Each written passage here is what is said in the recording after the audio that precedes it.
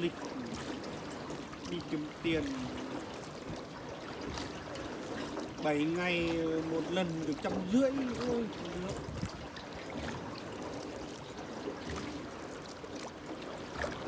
Khẹt lái nó nhà bùn đi đi, khẹt bỏ lái nhà bùn bù mì đi. Này nè. How weapon à?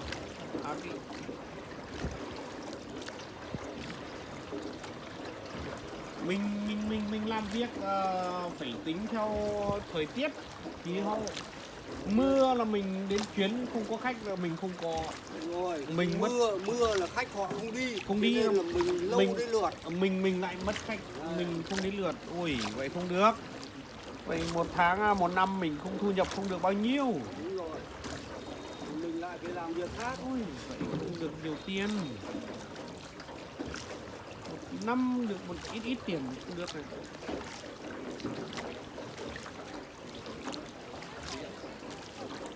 Ui lắm cầu.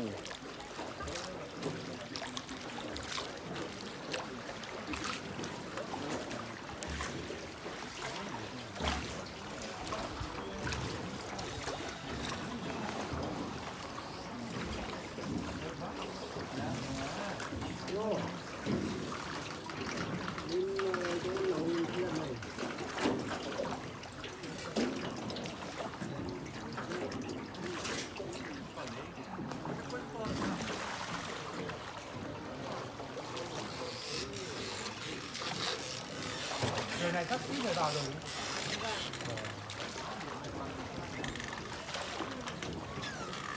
Ô cầu ly.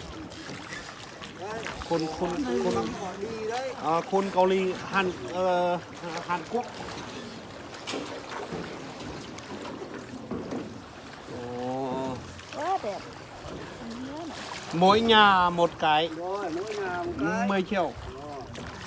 Ô mình làm đấy không đến 10 triệu.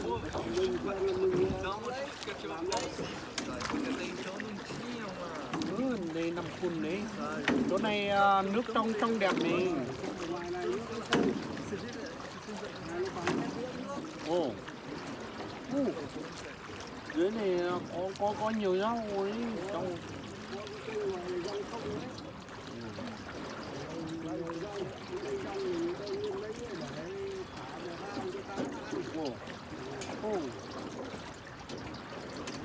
Không lấy được à?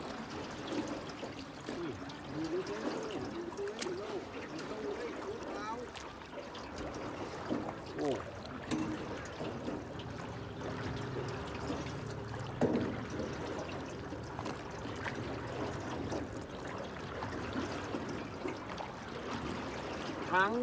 Tháng nào là nhiều khách. Đây như đầu năm này là nhiều khách nhất đây này. Ồ. Cái này là chưa xong. Cái này là nhà nghỉ đấy.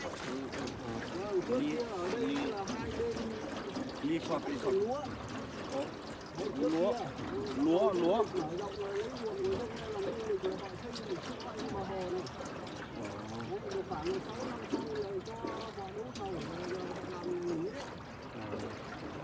Ly phật một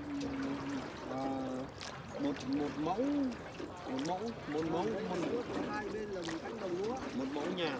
Ở giữa là một dòng sông.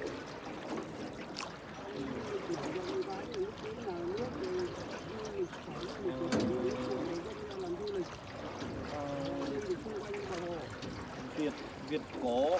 Đấy là người ta sưu tầm toàn bộ nhà cổ từ đời xưa ấy, là người ta về dựng lên là người ta đặt tên là làng Tàng Việt cổ.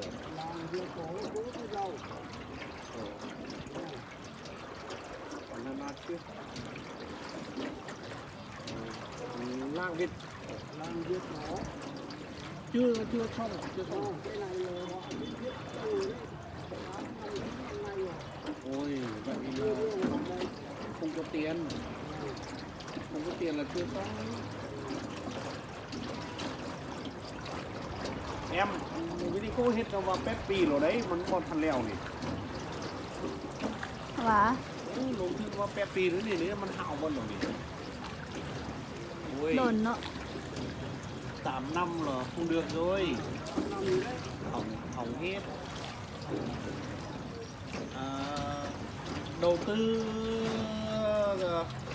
công ty Công ty gọi đầu tư vào, Công- chưa mở. công ty nào Nhiều tiền lắm. công ty nào Đấy là giờ của tư hết rồi. Tư thì tôi làm người ta đất phòng người ta làm. Của ông chủ thôi. bán mua đất Đấy họ mua đất này là tôi họ làm. mua đất của dân Tam Cốc. Ôi vậy thì Tam Cốc là nhiều tiền dân. Cái này của bên trên thì giờ không còn gì thì rất nhiều người không có được cái gì đâu. Được tiền chứ. Giờ không được bên trên họ quản lý hết. Đây là có phải qua xã không? Đấy qua xã qua tỉnh làm sao mà thôn được hưởng. Ninh Qua hết. Ninh Bình à, Ninh Bình. Qua tỉnh hết đấy. Rồi. Thì vợ chồng ấy thì về đây thì đây gọi là đầu tư năm mới. Vâng.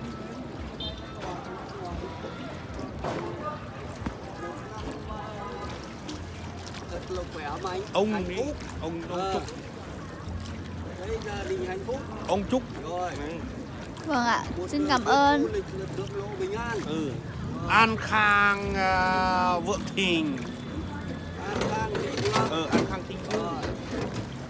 À, Đấy, thì về đây thì đầu xuân năm mới thì có gọi là mừng tuổi cho lái đò. có tài có tiền. Đấy. Chứ còn vé thì chẳng được đáng bao nhiêu đâu. Có tài có tiền. Thì mừng tuổi xóm xén tiền đồng đấy. Em có